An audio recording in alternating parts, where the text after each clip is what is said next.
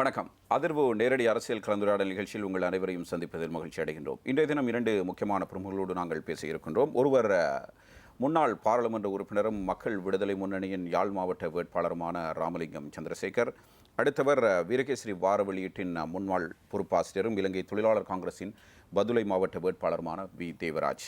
இவர்களில் முதலாவதாக இப்பொழுது நாங்கள் ஜேவிபியினுடைய அல்லது மக்கள் விடுதலை முன்னணியுடைய முன்னாள் பாராளுமன்ற உறுப்பினர் சந்திரசேகரோடு நாங்கள் பேசுவதை தயாராக இருக்கின்றோம். நீங்கள் மலையகத்தை பிரதித்துவப்படுத்திய ஒரு முக்கியமான அரசியல் பிரமுகர். ஏன் நீங்கள் யாழ்ப்பாணத்துக்கு சென்று ஜேவிபி சார்பாக போட்டியிடுங்கள்? நன்றி. முதலில் நான் உங்களுக்கு மீண்டும் எனது இவ்வாறான ஒரு நிகழ்ச்சியை எனக்கான சந்தர்ப்பத்தை பெற்றுக் கொடுத்துவிட்டு முதலில் உங்கள் அனைவருக்கும் நன்றியை தெரிவித்துக் கொள்கின்றேன். அடுத்ததாக தோழர் நீங்கள் கேட்ட கேள்வி, நான் உண்மையிலே மலையகத்தில் பிறந்தவன், மலையகத்தில் வாழ்ந்தவன், மலையக மக்களின் துன்பம் துயரம் அனைத்தையும் நேரடியாக அனுபவித்தவன். அதேவேளை கடந்த காலங்களில் நான் மலையகத்தையே பிரதிநிதித்துவம் செய்திருந்தேன், கடந்த பாராளுமன்றத்தின் போதும் கூட. ஆனால் இப்பொழுது எங்களது கட்சியின் முடிவு எடுத்தது, யாழ் மாவட்டத்திற்கு எங்களது கட்சி எங்களது செயற்பாடுகளை முன்னெடுக்க வேண்டும் என்று. அவைகளை முன்னெடுப்பதற்காக விசேடமாக யாழ் மாவட்டம் என்பது, அது வடமாகாணம் என்பது உங்கள் எல்லோருக்கும் நன்றாக தெரியும். இந்த நாட்டின் 30 வருடங்களுக்கு மேலாக யுத்தத்தை சந்தித்த, பல்வேறு இன்னல்கள் பல்வேறு துன்பங்களை அனுபவித்த மக்கள். அந்த மக்கள் சம்பந்தமாக இன்று நாங்கள் நினைக்கின்றோம், அந்த மக்களின் குரலாக ஒலிக்க வேண்டியவர்கள் எல்லோரும் இன்று அவர்களை புறந்தள்ளிய ஒரு நிலைமை காணப்படுகின்றது. இவ்வாறான சூழலில் மக்கள் விடுதலை முன்னணியான நாங்கள் எங்களது கட்சி தீர்மானித்தது, மக்கள் விடுதலை முன்னணி இம்முறை யாழ் மாவட்டத்தில் வாழ்கின்ற மக்களது மீது கவனத்தை அதிகமாக செலுத்த வேண்டும். அது மாத்திரமல்ல, அங்கு கூடுதலான மக்கள் விடுதலை முன்னணி செயற்பாடுகளை முன்னெடுக்க வேண்டும். அதன் நிமித்தமாகவே இம்முறை மக்கள் விடுதலை முன்னணியால் என்னை யாழ் மாவட்டத்தின் வேட்பாளராக தெரிவு செய்தது. சாதாரணமாக யாழ்ப்பாணம் ஏனைய மாவட்டங்களை போன்றொரு மாவட்டம் அல்ல. அவர்கள் கொள்கைகளுக்காக வாக்கு போடுகின்றவர்கள். இந்த சூழ்நிலையில் மக்கள் விடுதலை முன்னணியும் சிறந்த கொள்கையுடைய ஒரு கட்சி. அங்கு போட்டியிட்டு உங்களால் வெற்றி பெற முடியாது என்று தெரிந்துமே நீங்கள் போட்டியிடுகிறீர்கள். உண்மையிலே வெற்றி பெற முடியுமா என்பதை விட எங்களுக்கு ஒரு திடமான நம்பிக்கை இருக்குது. நீங்கள் குறிப்பிட்டது போல யாழ் மாவட்டத்து மக்கள் புத்திஜீவிகள், கல்விமான்கள். அது மாத்திரமல்ல, நானும் கூட பாடசாலையில் படிக்கின்ற பொழுது எனக்கு ஒரு ஆசிரியர் இருந்தார். அவர் சொல்வார், யாழ்ப்பாணம் என்பது மாற்று கருத்துக்களின் ஊற்று என்பார். அதனால் அந்த சகலவிதமான மாற்று கருத்துக்களின் தோற்றுவாய் எங்கென்று தேடி பார்க்கின்ற பொழுது விசேடமாக யாழ்ப்பாணத்தை மையமாக கொண்டே வந்திருக்கின்றது என்றே நான் கருதுகின்றேன். அதன் அடிப்படையில் பார்க்கின்ற பொழுது இன்று நீங்கள் குறிப்பிட்டது போல யாழ் மாவட்டத்தில் வாழுகின்ற தமிழர்கள் கொள்கைக்காக செயல்படுகின்றவர்கள் உண்மையில். ஆனால் அவர்களால் எதிர்பார்க்கின்ற கொள்கைகள் இன்று நிறைவேற்றப்பட்டிருக்கின்றதா என்ற கேள்விக்குறி ஒன்று இருக்கின்றது. அதன் அடிப்படையில் மக்கள் விடுதலை முன்னணியான நீங்கள் குறிப்பிட்டது போல சிறந்த கொள்கை உடைய கட்சி, கொள்கைக்காக செயல்படுகின்ற கட்சி. அதனால் இன்று நாங்கள் நம்புகின்றோம், யாழ் மாவட்டத்தின் உண்மையான நண்பர்கள், யாழ் மாவட்டத்தின் உண்மையான மக்கள் குரல், யாழ் மாவட்ட மக்களின் மனசாட்சி இன்று ஜேவிபி என்றே நாங்கள் கருதுகின்றோம்.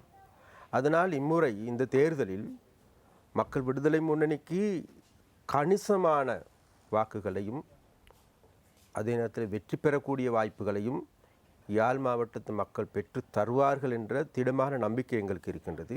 அந்த நம்பிக்கையின் அடிப்படையிலே நாங்கள் இன்று இதில் களமிறங்கியிருக்கின்றோம்.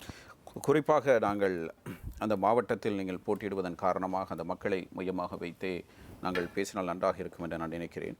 குறிப்பாக அங்கிருக்கின்ற எவருமோ அபிவிருத்திகளுக்காகவோ அல்லது வேறு சலுகைகளுக்காகவோ வாக்கு கொடுப்பவர்கள் அல்ல. தங்களுடைய அரசியல் தீர்வு பிரச்சினை, உரிமை பிரச்சினை குறித்து தான் இதுவரையும் அவர்களுடைய வாக்குகளை அவர்கள் அண்மை காலமாக செலுத்தி வருகின்றார்கள். கடந்த காலங்களிலும் அப்படித்தான். இவ்வாறு இருக்கின்ற நிலையில் திடீரென அங்கு சென்று வாக்கு கேட்கின்ற மக்கள் விடுதலை முன்னணிக்கு அம்மக்கள் வாக்களிப்பார்கள் என்று எப்படி நம்புகிறீர்கள்?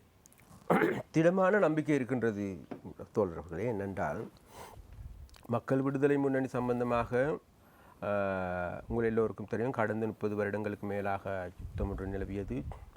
அந்த யுத்தத்தின் பொழுது நிச்சயமாக அந்த பிரதேசங்களுக்கு சென்று எங்களது கொள்கைகளை, எங்களது செயற்பாடுகளை, எங்களது நடவடிக்கைகளை முன்னெடுக்க முடியாத ஒரு சூழல் இருந்தது. அதே போன்று ஆனால் இன்று நிலைமைகள் மாற்றம் ஏற்பட்டிருக்கின்றது. அது மாத்திரமல்ல, கடந்த காலங்களில் மக்கள் விடுதலை முன்னணி சம்பந்தமாக விசேடமாக தமிழ் மக்கள் மத்தியில் தப்பான அபிப்பிராயங்களை பரப்பப்பட்டிருக்கின்றது. விசேடமாக நாங்கள் இதில் இந்த தேர்தலில் கலந்து கொள்வதற்கான முக்கியமான காரணம், எங்கள் மீது அதாவது சுமத்தப்பட்டிருக்கின்ற குற்றச்சாட்டுகளுக்கு அதை நிவர்த்தி செய்வதற்காகவும், யாழ் மாவட்டத்தின் மக்கள், நான் முதலில் குறிப்பிட்டது போல நீங்கள் குறிப்பிட்டது ஒரு உண்மை இருக்கின்றது. யாழ் மாவட்டத்தில் வாழ்கின்ற மக்கள் கொள்கைகளுக்காக செயல்படுகின்றவர்கள் உண்மை. ஆனால் இன்று அவர்களால் எதிர்பார்க்கப்படுகின்ற கொள்கைகள் அங்கு இருக்கின்ற அரசியல்வாதிகளால் பின்பற்றப்படுகின்றதா என்ற கேள்விக்குறி ஒன்று இருக்கின்றது. அது மாத்திரமல்ல, அவர்களை பற்றி பேசுகின்ற போது பல்வேறு நெருக்கடிகள், பல்வேறு பிரச்சனைகளை எதிர்கொண்டு யாழ் மாவட்டத்தின் விசேடமாக தமிழ் மக்களை மீண்டும் ஏதோ ஒரு சாக்கடையில் தள்ளுகின்ற போக்கே இன்று காணக்கூடியதாக இருக்கின்றது. அதாவது இனவாத சாக்கடையில் தள்ளுகின்ற போக்கே இன்று காணக்கூடியதாக இருக்கின்றது. அதனால் மக்கள் விடுதலை முன்னணியான நாங்கள் கருதுகின்றோம், இன்று நாட்டுக்கு தேவையாக இருப்பது பிரிவினைவாதம் அல்ல, இனவாதம் அல்ல, இனவாத சாக்கடை அல்ல. இவைகளை அனைத்தையும் புறந்தள்ளிய தேசிய ஒற்றுமையே இன்று தேவைப்படுகின்றது. தேசிய ஒற்றுமையின் மூலமே இந்த நாட்டை கட்டியெழுப்ப முடியும் என்று நாங்கள் திடமாக நம்புகின்றோம். தேசிய ஒற்றுமை இல்லாது ஒரு அடியேனும் இந்த நாடு நகர முடியாது என்ற திடமான நம்பிக்கை எங்களுக்கு இருக்கின்றது. அதன் அடிப்படையில் யாழ் மாவட்டத்தில் இருக்கின்ற புத்திஜீவியான மக்கள் தேசிய ஒற்றுமையின் நிமித்தமாக இன்று குரல் கொடுப்போர், அது மாத்திரமல்ல மக்களின் பிரச்சனைகளுக்காக குரல் கொடுப்போர் யார் என்பது அங்குள்ள மக்களுக்கு நன்றாக தெரியும். அதன் அடிப்படையில் இருந்து கொண்டு நிச்சயமாக யாழ் மாவட்டத்து மக்கள் இம்முறை மக்கள் விடுதலை முன்னணியை வரவேற்கின்றார்கள். அதனால் எதிர்வரும் காலங்களில் அதற்கு வெற்றியை பெற்றுக் கொடுப்பார்கள் என்ற திடமான நம்பிக்கை எங்களுக்கு இருக்குது. வீரகேசரி வார வெளியீட்டின் முன்னாள் பொறுப்பாசிரியரும் இலங்கை தொழிலாளர் காங்கிரசின் பதுளை மாவட்ட வேட்பாளருமான வி தேவராஜும் இப்பொழுது கலையகத்துக்கு வந்துவிட்டார். அவரோடு சேர்ந்து இப்பொழுது நாங்கள் அது நிகழ்ச்சியை தொடர்ந்து எடுத்துச் செல்ல இருக்கின்றோம். சந்திரசேகர் அவர்களே, உங்களுடைய தேர்தல் விஞ்ஞாபனம் கடந்த 22ஆம் தேதி வெளியிடப்பட்டது. நீங்கள் ஒரு தமிழர், தமிழ் மக்கள் மீது அதிக அக்கறை கொண்டவர். மலையகத்திலிருந்து வடக்கிற்கு சென்று மக்களிடம் வாக்கு கேட்கிறீர்கள். இந்த சூழ்நிலையில் தமிழ் மக்கள் ஒரு அரசியல் தீர்வை நோக்கி தங்களுக்கு ஒரு விடிவு கிடைக்க வேண்டும் என்ற ஒரு எதிர்பார்ப்போடு இருக்கிறார்கள். உங்களுடைய தேர்தல் விஞ்ஞாபனத்தில் தமிழ் மக்களுடைய அடிப்படை பிரச்சனைகள் குறித்து, அவர்களுடைய மீள்குடியேற்றம் குறித்து, காணாமல் போனவர்கள் குறித்து, அதே நேரத்தில் அவர்களுடைய அரசியல் தீர்வு தொடர்பில் ஏதேனும் விடயங்கள் கூறப்பட்டிருக்கின்றனவா? ஆம் தோழர், விசேடமாக மக்கள் விடுதலை முன்னணியால் முன்வைக்கப்பட்டிருக்கின்ற இந்த கொள்கை பிரகடனத்தில் விசேடமாக யாழ் மாவட்டத்திற்கு மாத்திரமல்ல, இது முழு நாட்டு மக்களுக்குமான ஒரு வேலை திட்டம். இந்த வேலை திட்டத்தை மக்கள் விடுதலை முன்னணி கடந்த 22ஆம் தேதி நடைபெற்ற கட்சியின் மகாநாட்டில் ஏகமனதாக நிறைவேற்றப்பட்ட ஒன்று. நாங்கள் நம்புகின்றோம். ஏனென்றால் இந்த நாட்டில் 67 வருடங்களாக இந்த நாட்டு ஆட்சியாளர்களை பார்க்கின்ற போது 67 வருடங்களுக்கு பிறகு இன்று இலங்கை எவ்வாறான பிரச்சனைகளை எதிர்கொண்டிருக்கின்றது. இந்த 67 வருடங்களாக இந்த நாட்டை ஆண்டவர்கள் யார்? இரண்டு கட்சிகள் தான் இந்த நாட்டை ஆண்டு இருக்கின்றன. ஒன்று ஐக்கிய தேசிய கட்சி அல்லது ஸ்ரீலங்கா சுதந்திர கட்சி. இந்த கட்சிகள் இரண்டுமே தேர்தல் காலகட்டங்களில் தேர்தல் விஞ்ஞாபனங்களை முன்வைப்பார்கள். இம்முறையும் கூட முன்வைத்திருக்கின்றார்கள்.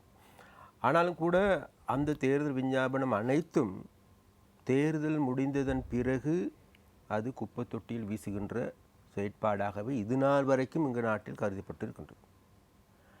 அதனால் மக்கள் விடுதலை முன்னணியான நாங்கள் இம்முறை எங்களது கொள்கை பிரகடனம் என்பது இந்த நாட்டிற்கு தேர்தல் முடிந்ததன் பிறகு வீசுவதற்காக தயாரிக்கப்பட்ட ஒன்றல்ல. 67 வருடங்களாக இந்த நாட்டில் 1-2 கட்சிகளை நாங்கள் பரிசித்து பார்த்திருக்கின்றோம். 67 வருடங்களாக இந்த 2 கட்சிகளும் இந்த நாட்டை ஆட்சி செய்திருக்கின்றன. அப்போ அந்த ஆட்சியின் பொழுது இந்த நாடு பொருளாதார ரீதியாக, சமூக ரீதியாக, அரசியல் ரீதியாக எவ்வாறான நிலைமைகள் எதிர்கொண்டிருக்கின்றது என்று இன்று நாட்டு மக்களுக்கு நன்றாக தெரியும். குறிப்பாக சொல்வதென்றால், பிறக்கின்ற குழந்தையும் கூட இன்று 4 லட்சத்துக்கு அதிகமான ரூபாய் கடனாகலியாகப்பட்ட நாடு இந்த நாடு. மறுபுறத்தில் பொருளாதார ரீதியாக எடுத்து பார்க்கின்ற பொழுது இந்த நாட்டில் வர்த்தகமா அல்லது தேசிய உற்பத்தியா அனைத்தும் செயலிழந்து போயிருக்கின்ற ஒரு நிலைமை.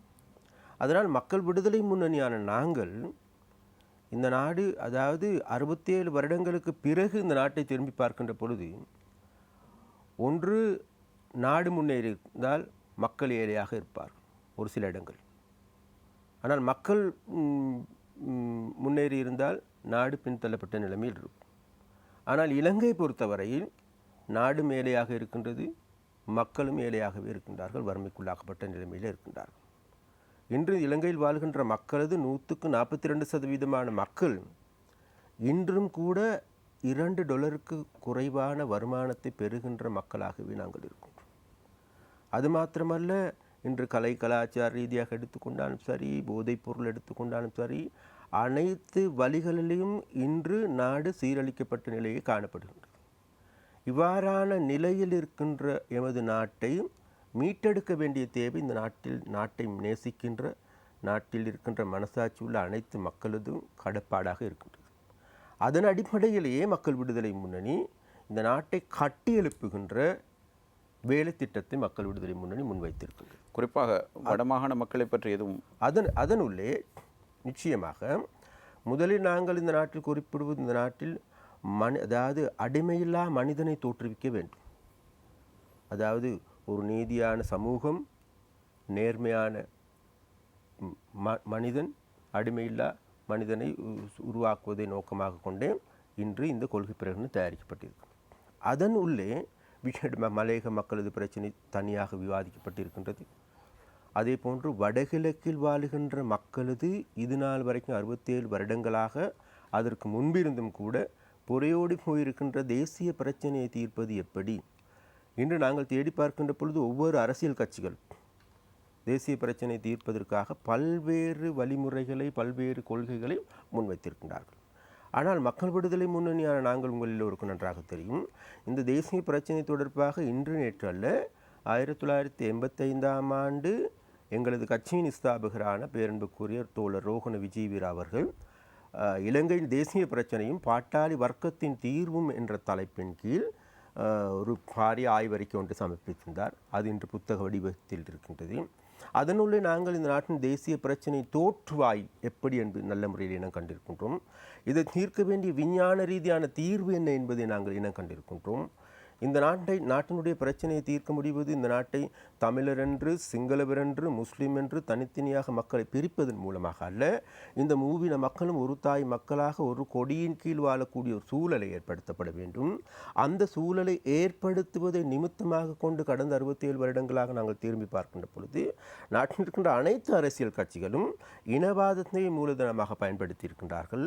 மக்களை பிரிக்கின்ற நடவடிக்கைகளை முன்னெடுத்திருக்கின்றார்கள். அவ்வாறான மக்களை பிரித்து சிதைக்கின்ற நடவடிக்கைகளை முன்னெடுக்கின்ற இவர்கள் இந்த தேர்தல் களத்திலும் கூட இந்த ஒரு புறத்தில் ஐக்கிய தேசிய கட்சி எடுத்துக்கொண்டாலும் சரி, மறுபுறத்தில் ஸ்ரீலங்கா சுதந்திர கட்சி எடுத்துக்கொண்டாலும் சரி, இந்த இரண்டு கும்பலும் மீண்டும் இனவாதத்தை கையில் ஏந்திருக்கின்றன. அதே போன்று பிரதேச வாரியாக இருக்கின்ற ஏனைய தமிழ், முஸ்லிம், மலையகத்தை சார்ந்த கட்சிகளும் கூட ஒரு இனவாத ரீதியான செயற்பாடுகளையே முதன்மையாக கொண்டு செயற்படுகின்றன. இவ்வாறான செயற்படுகின்ற பொழுது இந்த நாட்டுக்கு தேவைப்படுவது நாட்டின் இன ஐக்கியம், தேசிய ஒற்றுமை. அந்த தேசிய ஒற்றுமை கட்டியெழுப்புவதன் நிமித்தமாக கொண்டு மக்கள் விடுதலை முன்னணியால் கொள்கை பிரகடனம் சமர்ப்பித்திருக்கின்றது. அதன் உள்ளே நாங்கள் வட மாகாணத்தில் இருக்கின்ற விஷயமாக பொறியோடி போயிருக்கின்ற தேசிய பிரச்சனை தீர்ப்பது எப்படி என்கின்ற ஆழமாக விவாதிக்கப்பட்டிருக்கின்றது. ஆழமான கருத்துக்கள் முன்வைக்கப்பட்டிருக்கின்றது. அதன் மூலமாக நாங்கள் நம்புகின்றோம் எதிர்வரும் காலங்களில் வடபகுதியில் இருக்கின்ற, நாடு முழுவதும் இருக்கின்ற தமிழர்கள், சிங்களவர், முஸ்லீம் அனைவரும் இந்த கொள்கைகளை ஏற்றுக்கொள்வார்கள் என்ற திடமான நம்பிக்கை எங்களுக்கு இருக்கின்றது. அந்த கொள்கை என்ன என்பதை நாங்கள் தொடர்ந்தும் பேசலாம். அதே நேரத்தில் எங்களோடு இன்றைய தினம் இணைந்திருக்கின்றார் வீரகேசரி வார வெளியீட்டின் முன்னாள் பொறுப்பாசிரியரும் பதுளை மாவட்டத்தில் இலங்கை தொழிலாளர் காங்கிரஸ் சார்பாக போட்டியிடுகின்ற வேட்பாளர் மாணவி தேவராஜ் அவர்கள். வணக்கம் ஐயா. வணக்கம். உங்களுக்கு ஊடகத்துறையில் ஒரு நீண்ட அனுபவம் இருக்கிறது. உங்களுடைய எழுத்துக்களால் நீங்கள் மக்களையும் நெருப்படுத்தி இருக்கிறீர்கள், அதே நேரத்தில் அரசியல்வாதிகளையும் நெருப்படுத்தி இருக்கின்றீர்கள். இவ்வாறான சூழ்நிலையில் உங்களுக்கு ஏன் அரசியலுக்கு வர வேண்டும் என்று தோன்றியது? உண்மையில் அரசியலுக்கு வர வேண்டும் என்ற ஒரு ஆசை எனக்கு இருக்கவில்லை. ஆனால் உங்களுக்கு தெரியும், இன்று தேசிய ரீதியில் இந்த நாடு ஒரு ஊழலற்ற நல்லாட்சி வேண்டும், நேர்மையான அரசியல்வாதிகள் வேண்டும் என்று பல்வேறு குரல்கள் தற்பொழுது மிக ஆக்ரோஷமாக ஒலிக்கின்றது. கடந்த ஜனாதிபதி தேர்தலில் கூட அதனை மையமாக வைத்துத்தான் ஜனாதிபதி மைத்திரிபால சிறிசேன அவர்களை ஒட்டுமொத்த மக்களும், தமிழ் பேசும் மக்கள் மாத்திரமல்ல அனைத்து சிங்கள மக்களும் எடுத்திருக்கின்றார்கள். உண்மையில் இந்த கருத்தியல் என்பது ஏற்கனவே மலையகத்தில் கடந்த பல வருடங்களாக பேசப்பட்டு வருகின்ற ஒரு பொருள். அதாவது மலையக அரசியலில் மாற்றம் வேண்டும், ஒரு நேர்மையான அரசியல்வாதிகள் வேண்டும், ஒரு ஊழலற்ற மக்களை நேசிக்கின்ற, மக்களை நோக்கி சேவை செய்யக்கூடிய ஒரு அரசியல்வாதிகள் வேண்டும் என்ற கோரிக்கை தொடர்ச்சியாக முன்வைக்கப்பட்டு வருகின்றது. நான் நினைக்கின்றேன் மலையக மக்களில் ஒரு 35-40 வீதத்துக்கு மேற்பட்டவர்கள் இந்த கோரிக்கையை தொடர்ச்சியாக முன்வைத்து வருகின்றார்கள். அதிலும் குறிப்பாக பதுளை மாவட்டத்தை நீங்கள் எடுத்து பார்த்தீர்களாக இருந்தால் அங்கு உள்ள 35 வீதத்துக்கு மேற்பட்ட அமைப்புகள், தனிநபர்கள் அனைவருமே ஒரு மாற்றத்தை எதிர்பார்க்கின்றார்கள். அதாவது உங்களுக்கு தெரியும், கடந்த பல வருடங்களுக்கு முன்பு பாராளுமன்றத்தில் 2 பிரதிநிதித்துவங்கள் பதுளை மக்களை பிரதிநிதித்துவப்படுத்தி இருந்தார்கள். இது பிறகு இல்லாமல் போய்விட்டது. எனவே ஒன்று பிரதிநிதித்துவம் இல்லை, இரண்டாவது அந்த மக்களுக்கு சேவை செய்யக்கூடிய நல்ல ஒரு அரசியல்வாதிகளும் இல்லை என்ற ஒரு நிலைமையிலேயே இந்த குரல்கள், இந்த கோரிக்கைகள் மிக ஆக்ரோஷமாக ஒலித்தன. அதில் 2 விடயங்களை குறிப்பிட்டேன். அதாவது படித்தவர்கள் பதுளை மாவட்ட அரசியலிருந்து ஒதுங்கி இருக்கக்கூடாது, படித்தவர்கள் அரசியலில் பிரவேசிக்க வேண்டும், ஒரு நேர்மையான ஊழலற்ற நல்ல ஒரு அரசியலை நடத்த முன்வர வேண்டும் என்ற கோரிக்கையும் முன்வைக்கப்பட்டது. நான் பதுளை மாவட்டத்தைச் சேர்ந்தவன், அங்கு பிறந்தவன். பதுளை நாரங்கலையை என்னுடைய சொந்த ஊர். நான் 28 வருடங்களாக நான் ஊடகத்துறையில் பணியாற்றி வந்தாலும் கூட என்னுடைய வேர்கள் அங்கு தொடர்ந்தும் இருக்கின்றன. அந்த வகையில் நான் தொடர்ந்தும், நான் 28 வருடங்களாக சளைக்காது எழுதி கொண்டு வருபவன். அது மலையக மக்களாக இருக்கட்டும், வடகிழக்கு மக்களாக இருக்கட்டும், முஸ்லீம் மக்களாக இருக்கட்டும், அனைத்து மக்களுக்காகவும் நான் எழுதியுள்ளேன். அவர்களுடைய குரல்களை நான் பதிவு செய்துள்ளேன். அந்த வகையில் நான் தொடர்ந்தும் எழுதி கொண்டிருப்பதை விட அரசியலில் பிரவேசித்தால் என்ன, பிரவேசிப்பது நல்லது என்று யோசிக்க வைத்தது கடந்த 8ஆம் தேதி இரவு 11 மணிக்கு எனக்கு வந்த ஒரு தொலைபேசி அழைப்பு. அதாவது நீங்கள் நொமினேஷன் வேட்பாளர் பட்டியலில் நீங்கள் கைச்சாத்திடுவீர்களா, நாளைக்கு கைச்சாத்திட முடியுமா என்று ஈத்தோக்காவிலிருந்து எனக்கு ஒரு அழைப்பு வந்தது. நான் உண்மையிலே சரி என்று கூறினேன். ஏனென்றால் அதற்கு முன்பாக பதுளை மாவட்டத்தில் தமிழ் தேசிய கூட்டமைப்பின் சார்பில் ஒரு வேட்பாளர் பட்டியலை தயாரித்து அந்த கட்சியை களமிறக்குவதற்கான வேலைப்பாடுகள் நடைபெற்று கொண்டிருந்தன. அதாவது பாராளுமன்ற தேர்தல் கலைக்கப்பட்டவுடன் இது மும்முரமாக இடம்பெற்றது. அது என்னுடைய நண்பர்கள், என்னுடன் சம்பந்தப்பட்டவர்கள், அவர்கள் என்னுடன் தொலைபேசியில் தொடர்பு கொண்டு கேட்டார்கள், இதில் நாங்கள் செய்தால் நீங்கள் இதனை முதன்மை வேட்பாளராக இருந்து வழி நடத்துவீர்களா என்று. நான் சொன்னேன், அவ்வாறான ஒரு ஏற்பாடை நீங்கள் செய்வீர்களா இருந்தால் உங்களுக்கு நான் சகல ஒத்துழைப்பையும் வழங்குவேன். அதே நேரத்தில் நீங்கள் ஒரு இடத்தில் குறிப்பிட்டீர்கள், மலையகத்தில் ஒரு பாரிய மாற்றம் ஏற்பட வேண்டும் என்று. மாற்றத்தை விரும்பிய நீங்கள் ஏன் மலையகத்தில் மாற்றத்தையே ஏற்படுத்தாத ஈத்தோக்காவை தேர்ந்தெடுக்க வேண்டும்? அதாவது உங்களுக்கு தெரியும், பல முற்போக்கானவர்கள் மலையகத்தில் இருக்கின்றார்கள். நிறையவே மக்கள் பற்றி பேசுகின்றார்கள், கருத்துக்களை முன்வைக்கின்றார்கள். ஆனால் அவர்களால் இந்த மாற்றத்தை கொண்டு வர முடியவில்லை என்பதை நாங்கள் ஒத்துக்கொள்ள வேண்டும். குறிப்பாக என்னுடைய நண்பர் மறைந்த சந்திரசேகரன் அவர்கள் மலையகத்தில் மாற்றத்தை கொண்டு வர வேண்டும் என்றுதான், இந்த சந்திரசேகரனில் மலைய மக்கள் முன்னணி சந்திரசேகரன் ஒரு மாற்றத்தை கொண்டு வர வேண்டும் என்று தான் அவர் அரசியலில் நுழைந்தார். ஆனால் அவரால் முடியவில்லை. ஏனென்றால் அவரிடம் ஒரு முறையான அரசியல் நிகழ்ச்சி நிரல் திட்டம் இல்லாமல் இருந்ததான் அவருடைய தோல்விக்கு காரணம் என்று நான் நினைக்கின்றேன். எனவே இந்த மலையகத்திலே மாற்ற வேண்டும், இந்த தொழிற்சங்க அரசியலிருந்து ஒரு புதிய அரசியல் கலாச்சாரத்தை கொண்டு வர வேண்டும் என்று ஒரு 30-40 வீதத்துக்கு மேற்பட்டவர்கள் எதிர்பார்க்கிறார்கள். அதற்கான ஒரு வழிமுறை இல்லாது இருக்கின்றது. அதான் இப்பொழுது தொழிற்சங்கம் என்றால் இலங்கை தொழிலாளர் காங்கிரஸ் தான் பெரிய தொழிற்சங்கம். அவ்வாறு இருக்கையில் நீங்கள் இலங்கை தொழிலாளர் காங்கிரஸை, அதாவது மலையக மக்கள் அமரர் சௌமிமூர்த்தி தொண்டமானை அடியொட்டி ஆறுமுகம் தொண்டமான் வரைக்கும் இதுவரைக்கும் வாக்களித்து வந்திருக்கின்றார்கள். அவ்வாறு இருக்க மலையக மக்கள் எதிர்பார்த்த எந்த ஒரு மாற்றத்தையும் ஏற்படுத்தாத இந்த இலங்கை தொழிலாளர் காங்கிரஸோடு நீங்கள் ஏன் கூட்டு சேர்ந்து வாக்கு கேட்க வேண்டும்? அதாவது ஒரு அமைப்பை நாங்கள் தொடர்ந்து விமர்சனம் செய்து கொண்டிருப்பதில் அர்த்தமில்லை.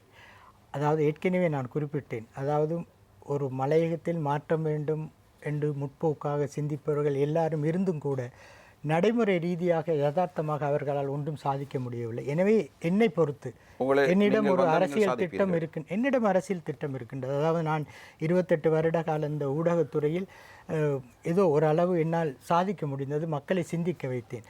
அதுபோல் இந்த ஈத்தோகா கூடாக, அதாவது ஈத்தோகாவின் உண்மையில் பாராட்டுகிறேன். ஏனென்றால் வேறு யாரும் எனக்கு அந்த சந்தர்ப்பத்தை வழங்கவில்லை. படித்தவர்களுக்கு ஒரு பாராளுமன்றம் போவதற்கு ஒரு சந்தர்ப்பம் வழங்க வேண்டும் என்று பதுளை மாவட்டத்திலிருந்து குரல்கள் எழும்பிய பொழுதும் அதற்கு யாருமே சந்தர்ப்பம் வழங்கவில்லை. எல்லாம் பழைய சாக்கடை அரசியல்வாதிகளுக்கு தான் அவர்கள் தொடர்ந்தும் சந்தர்ப்பம் வழங்கினார்.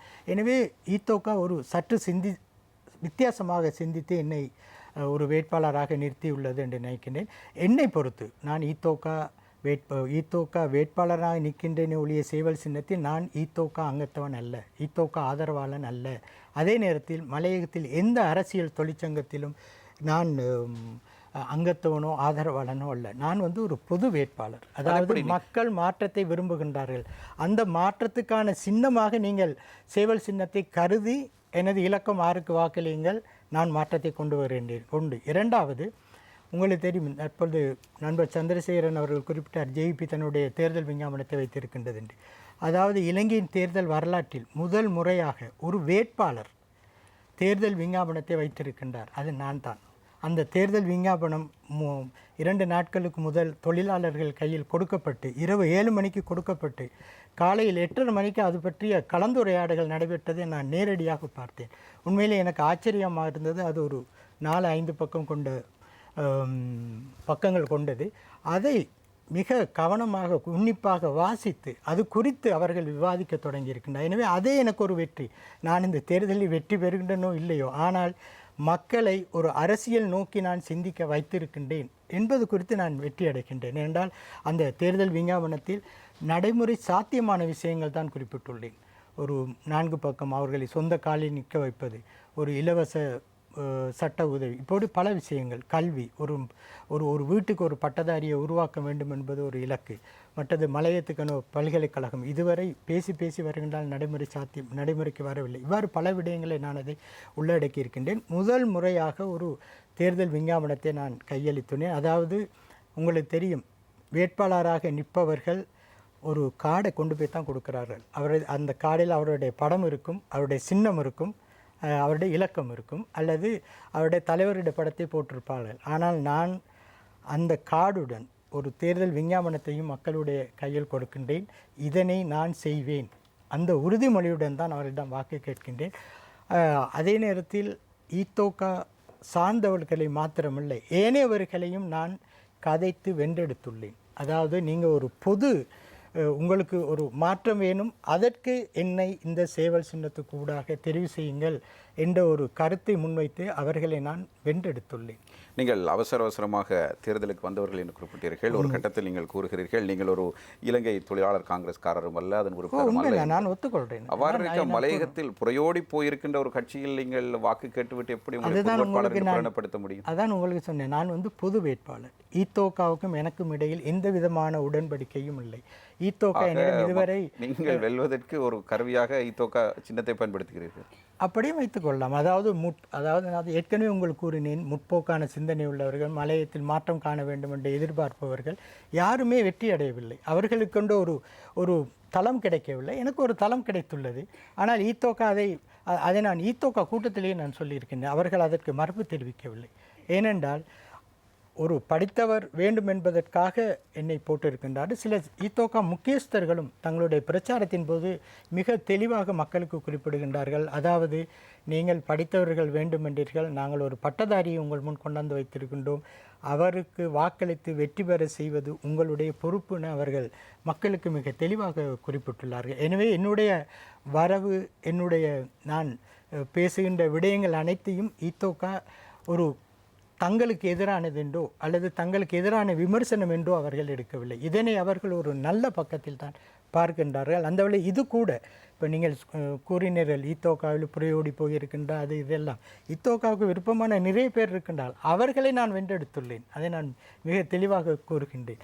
இந்த ஒரு 10 நாட்களுக்குள் நிறைய பேரை வென்றெடுத்துள்ளேன். எனவே ஒரு மாற்றத்தை எதிர்பார்ப்பவர்களுக்கான ஒரு கருவியாக நான் இருப்பேன் என்பதை மிக தெளிவாக குறிப்பிட்டேன். நீங்கள் ஊடகத்துறையில் இருக்கின்ற பொழுது மலையக அரசியல் தலைமைகளை மிக மோசமாக எழுதியிருப்பீர்கள். உங்களுக்கு அது இலகுவாக இருந்ததா அல்லது தேர்தலில் வாக்கு கேட்பது இலகுவாக இருக்கிறது? அதாவது இது இங்கு இந்த தேர்தலில் வாக்கு கேட்பது என்று கொஞ்சம் கடினம் தான், கொஞ்சம் கடினம். ஏனென்றால் இல்லை, ஆனால் அது கடினம் என்றால் இவ்வாறு என்னன்னு கேட்டால், நான் மிக தெளிவாக சொல்லியிருக்கின்றேன், நான் சாராய போத்தல் தரமாட்டேன், நோட்டுக்கள் தரமாட்டேன்.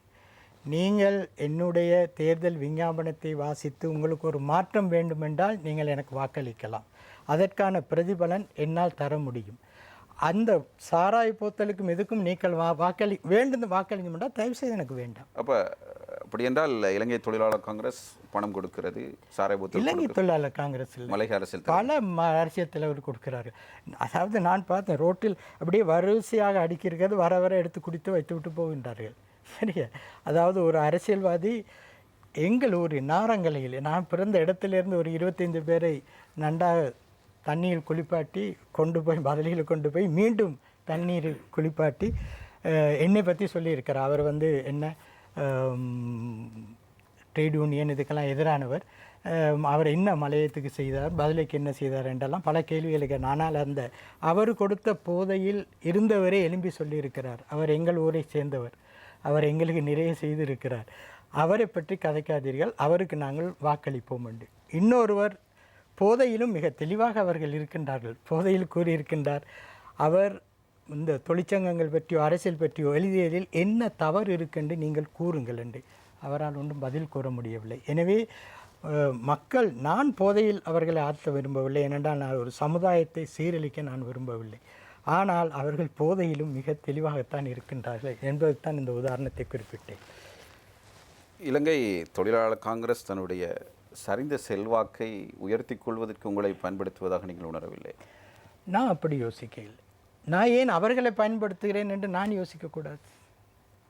அவர்கள் என்னை பயன்படுத்துவதாக அவர்கள் யோசிப்பதாக எனக்கு தெரியவில்லை. இன்னும் உண்மையிலே நான் சொல்கிறேன், அவர்கள் மிக உண்மையாக சின்சியராகத்தான் இந்த இதை தந்திருக்கின்றார்கள். எனவே அவர்கள் என்னை ஒரு வேட்பாளராக போட்டதை கிரிட்டிசைஸ் பண்ணி அதை ஒரு கொச்சைப்படுத்துகிற அளவுக்கு போகக்கூடாது என்பதுதான் என்னுடைய. ஏனென்றால் இவ்வாறு ஒரு சந்தர்ப்பம் ஒருத்தருக்கும் கிடைக்கவில்லை, படித்தவர்கள் கிடைக்கவில்லை, எனக்கு கிடைத்திருக்கின்றது, அதை நான் பயன்படுத்திக் கொள்வேன். அதை தான் நான் சொல்கிறேன்.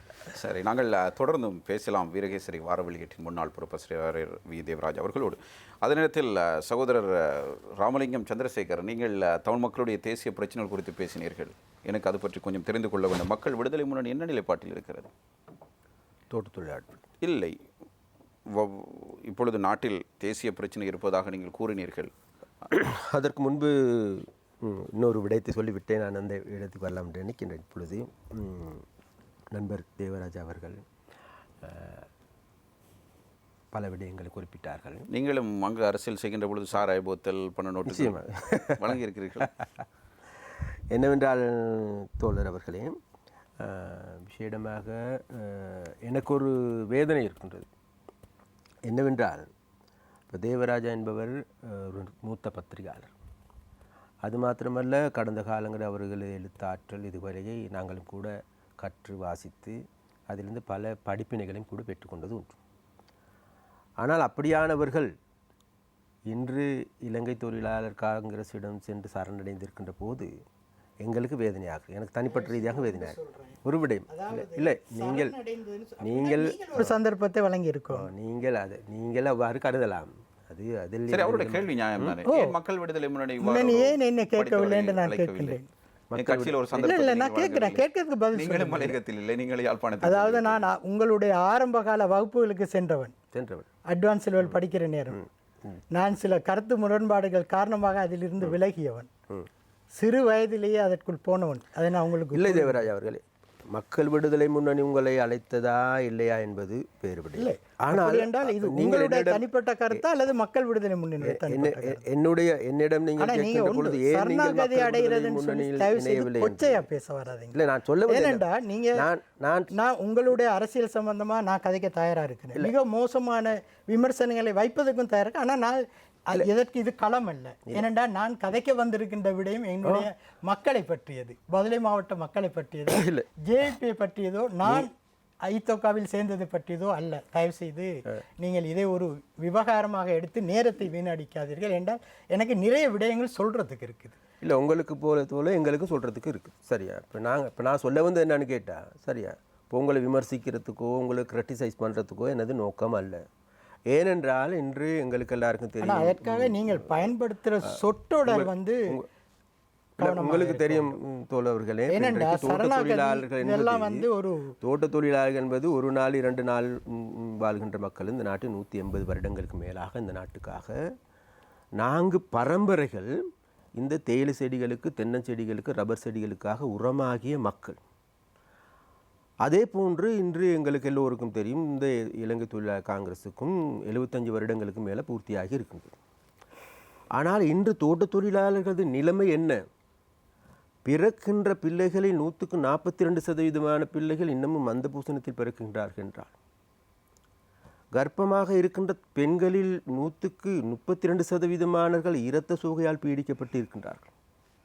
நான் நினைக்கிறேன் அது மாத்திரமல்ல, நேரத்தை வீணடிக்கும் நேரம். ஏனென்றா நீங்க சொல்ல புள்ளிவிவரங்கள்லாம் எனக்கு தெரியும். நான் உங்களிடம் சொல்லவில்லை, நான் உங்களிடம் சொல்ல வரவில்லை. ஒரு நோக்கத்துல தான் தேர்தல் விஞ்ஞாபனத்தை தனிப்பட்ட முறையில் வைத்து நீங்கள் இதுவரை பல தேர்தல் களத்தில் நின்றவர்கள், நீங்கள் ஏதாவது தனிப்பட்ட முறையில் நான் மக்களுக்கு இதைத்தான் செய்வேன் என்று நீங்கள் சொல்லி இருக்கின்றீர்களா? இல்லை. நீங்கள் ஜேபி சார்பாக ஒரு தேர்தல் விஞ்ஞாபனத்தை வைத்திருக்கலாம். ஆனால் நீங்கள் என்ன செய்ய போகின்ற, உங்களுக்கு வாக்களித்த மக்களுக்கு நீங்கள் என்ன செய்ய போகின்றீர்கள் என்பது சொன்னீர்கள். தனிப்பட்ட ரீதியாக அடுத்தது ஜேபி ஜேபியை பற்றி கூட கதைக்கிறேன். இவ்வளவு காலமும் மலைய மக்களுக்கு என்ன செய்தது என்பதை உங்களால் பட்டியலிட முடியுமா? இந்த 42%, 32% உங்களுடைய புள்ளி விவரங்கள் வந்து அதை தீர்ப்பதற்கு உங்களுடைய வேலை திட்டம் என்ன? நிச்சயமாக அதற்கான வேலை திட்டத்தை நாங்கள் முன்வைத்திருக்கிறோம். நீங்கள் வந்து ஒரு எம்பியா இருந்த நீங்கள் இவ்வளவு காலமும் செய்யாமல் இப்பொழுது ஒரு வேலை திட்டத்தை முன்வைப்பதாக கூறுவதில் அது பச்சோந்தித்தனம் என்பதை நான் பச்சையாக சொல்லுகின்றேன். அதற்காக என்னை சரணாகதி அரசியல் இதெல்லாம் சொல்ல வராதீர்கள். தயவு செய்து நேரத்தை வீணடிக்காதீர்கள். ஏனென்றால் இது நான் வந்து வேறொரு விஷயத்துக்காக வந்திருக்கின்றேன். சரி, நாங்கள் தொடங்கிய பயணத்திலே நீங்க என்னுடைய நல்ல நண்பர், ப்ளீஸ். நான் இதன் காரணத்தினால் தான் நீங்கள் 2 பேரும் மலையத்தைச் சேர்ந்தவர்கள் என்பதால் நான் பொருத்தாமல் இது வேறு சப்ஜெக்ட், இது அதுக்கு இதுக்கும் சம்பந்தம் இல்லை. அதனால தயவு செய்து விட்டுருங்க. நீங்கள் என்னுடைய கேள்வி என்னவென்றால், அந்த நாங்கள் ஏற்கனவே என்னுடைய நீங்கள் அவர் கேட்குற கேள்விக்கு தோழர் எனக்கு ஒரு சந்தர்ப்பத்தை தாருங்கள். ஏனென்றால் நான் வந்து உங்களை பற்றியோ ஜேபியை பற்றியோ பேசுவதற்கு இல்லை, நான் உங்களை பற்றியும் பேசல. நான் இப்போ உங்களை பற்றி பேச வரையில நான் முதல்ல சொன்னேன், ஒரு மூத்த பத்திரிகையாளர், எனக்கு மதிப்புக்குரியவர். சரியா? அப்படியா? மக்களை நேசிப்பவன், மக்களுக்கு நிறைய செய்தி. இல்லை, நீங்க மக்களை நேசிக்கின்றவர்களா இல்லையா என்பது கால. ஆனால் உங்களுடைய அரசியல் வேலை திட்டம் எதுவும் மலையத்தில் காணவில்லை என்பதை நீங்கள் ஒத்துக்கொள்ள வேண்டும். நீங்கள் ஒரு எம்பியாக இருந்து கூட நீங்கள் சொல்றீங்க 32%, 42%.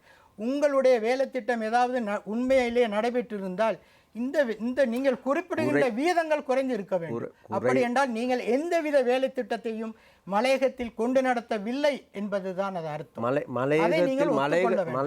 அதான் நான் கூற வந்தேன். மலையகத்தில் இது நாள் வரைக்கும் ஆட்சி செய்தவர்கள் யார்? மலையகத்தில் தொழிற்சங்க தலைவர்கள் யார்? ஒரு எம்பியா இருந்தீங்க, நீங்க வந்து ஒரு பதிலையை சேர்ந்தவங்க, நீங்க என்ன செய்தீங்கன்னு தான் நான் கேட்கிறேன். நான் செய்திருக்கிறேன். நான் உங்களுக்கு சொல்கிறேன், நான் வந்து கடந்த டிசம்பரில் 5 லட்சம் ரூபாய்க்கு புத்தகம் வாங்கி கொடுத்தேன், என்னுடைய பர்சனல் காசு. சொல்கிறத கேளுங்க. இது வந்து சும்மா விளையாட்டுக்கு கதைக்கிறது இல்லை. ஸோ எனக்கு வந்து ஒரு தளம் வேணும். நான் வந்து I have to do something to the people.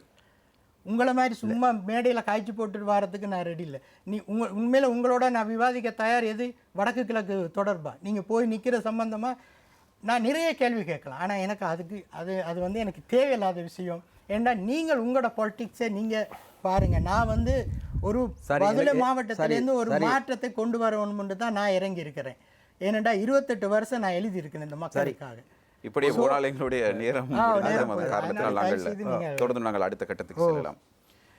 உங்களுடைய தேர்தல் விஞ்ஞாபனம் கடந்த 22ஆம் தேதி வெளியிடப்பட்டது. முக்கியமான பிரச்சனை ஏனென்று சொன்னால், நீங்கள் யாழ்ப்பாணத்தை பொருத்தப்படுத்தி வேட்பாளராக நிற்கின்ற ஒருவர் என்பதன் காரணமாக நீங்கள் அந்த மக்களுடைய அடிப்படை பிரச்சனைகள் குறித்து தெரிந்திருக்க வேண்டும். நான் முதலில் குறிப்பிட்டது போன்று தோழர்களே, இப்பொழுது தேர்தல் விஞ்ஞாபனம் ஏனைய கட்சிகளால் முன்வைக்கப்பட்டிருக்கின்றது, தனிநபர்களால் முன்வைக்கப்பட்டிருக்கின்றது. ஆனால் உங்களுக்கு ஒரு உண்மை மாத்திரம் இந்த இடத்தில் நான் சொல்கின்றேன். இந்த தேர்தல் முடிந்ததன் பிறகு அந்த அவர்களால் முன்வைக்கப்பட்டிருக்கின்ற அனைத்து விஞ்ஞாபனங்களும் அதாவது சாக்கடை செல்வது தவிர்க்க முடியாது. அதனால் மக்கள் விடுதலை முன்னணியான நாங்கள், அதாவது இந்த நாட்டில் நீங்கள் குறிப்பிட்டது போன்று விசேடமாக நான் வடமாகாணத்தை பிரதிநிதித்துவம் செய்கின்றவன் என்ற அடிப்படையில் வடமாகாணத்தில் வாழுகின்ற மக்களது பிரச்சனைகளை நாங்கள் முதலில் இன்னும் கண்டிருக்கின்றோம். இன்று உங்களுக்கு எல்லோருக்கும் நன்றாக தெரியும், 2009ஆம் ஆண்டு யுத்தம் முடிவுக்கு வந்தது. யுத்தம் முடிவுக்கு வந்ததன் பிறகு மக்கள் விடுதலை முன்னணியான நாங்களுக்கு ஒரு அதிகார பயிர்வு கிடைப்பதை மக்கள் விடுதலை முன்னணி ஏற்றுக்கொள்கிறதா? மக்கள் விடுதலை முன்னணியான நாங்கள், அதாவது 2009ஆம் ஆண்டு மே மாதம் 27ஆம் தேதி இந்த நாட்டின் தேசிய பிரச்சனை தீர்ப்பது எப்படி, அல்லது யுத்தத்திற்கு பிறகு இந்த நாட்டு மக்களை கட்டியெழுப்பது எப்படி என்ற வேலை திட்டத்தை 14 அம்ச கோரிக்கை ஒன்றை முன்வைத்திருந்தோம்.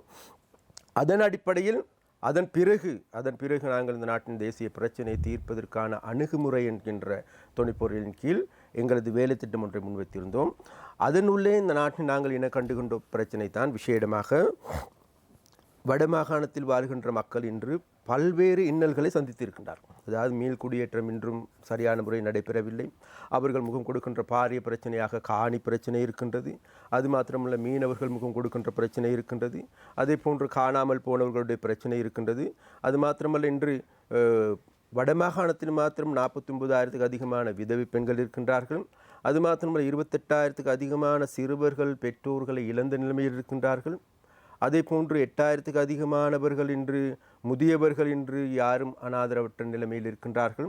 அது மாத்திரமல்ல, இன்றும் கூட அங்கு வாழ்கின்ற மக்களின் 150% மக்கள் வீடுகளற்ற இன்னமும் கொட்டில்களில் வாழ்கின்றார்கள். அது மாத்திரமல்ல, இன்றும் கூட 160% மக்கள் ஏதோ ஒரு வழியில் முறைசாரா விதத்தில் கடனாளிகளாக்கப்பட்டிருக்கிறார்கள். அப்போ இவ்வாறான நிலைமையில் இன்று வடபகுதி மக்கள் முகம் கொடுக்கின்ற போது, அப்போ இந்த பிரச்சனைகளை தீர்ப்பதாக கூறிக்கொண்டு வந்த கடந்த காலத்தில் 9 வருடங்களாக இந்த நாட்டை ஆட்சி செய்த ராஜபக்சாவின் ஆட்சி மக்களது பிரச்சனைகளை தீர்ப்பதற்கு பதிலாக, தேசிய ஒற்றுமையை கட்டியெழுப்புவதற்கு பதிலாக இந்த நாட்டின் அராஜகத்தையும் இராணுவ அதிகாரத்தையும் பிரயோகித்து அங்குள்ள மக்களது உரிமைகளை பறிக்கப்பட்டிருந்தது. அது மாத்திரமல்ல, அவர்களது கருத்து சுதந்திரம், அவர்களது ஜனநாயகம் அனைத்தும் குழி தோண்டி புதைக்கப்பட்டிருந்தது. இப்போ இவ்வாறான சூழல் தான் இன்று முதலில் வடபகுதியில் காணப்படுகின்றது. இந்த சூழலில் இருந்து இந்த மக்களை மீட்பது எப்படி என்று மக்கள் விடுதலை முன்னணியால் எங்களால் முன்வைக்கப்பட்டிருக்கின்ற வேலை திட்டத்தில் விசேடமாக தமிழ் மக்கள் முகம் கொடுக்கின்ற தேசிய பிரச்சனையை தீர்ப்பது எப்படி என்று எங்களால் முன்மொழியப்பட்டிருக்கின்றது. அதனுள்ளே நாங்கள் மிக திடமாக நம்புகின்றோம். முதலில் இந்த நாட்டில், அதாவது 67 வருடங்களாக இந்த நாட்டில் அனைத்து ஆட்சியாளர்களால் தேர்தல் விஞ்ஞாபனத்தில் இருக்கின்றது. தேர்தல் விஞ்ஞாபனத்தில் எங்களது செயற்பாடுகளாக விசேடமாக இதில் ஒவ்வொரு துறைகளும் உள்ளடக்கப்பட்டிருக்கின்றது. அதாவது விசேடமாக முதலில் நாங்கள் குறிப்பிட்டாக வேண்டும், இந்த நாட்டில் இல்லை, உங்களுக்கு அதுக்கு நேரம் செல்லுமாக இருந்தால் நாங்கள் அடுத்த கேள்வியை பார்த்துவிட்டு நாங்கள் தொடர்ந்து சம்பந்தமாக பேசலாம். ஒரு காலத்தில் உங்களுடைய கட்சி இனவாத கட்சியாக பார்க்கப்பட்டது. இதனை நீங்கள் ஏற்றுக்கொள்கிறீர்களா?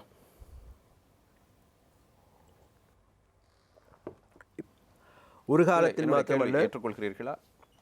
இல்லை, மக்கள் விடுதலை முன்னணி அன்றும் சரி இன்றும் சரி இனவாத கட்சி அல்ல.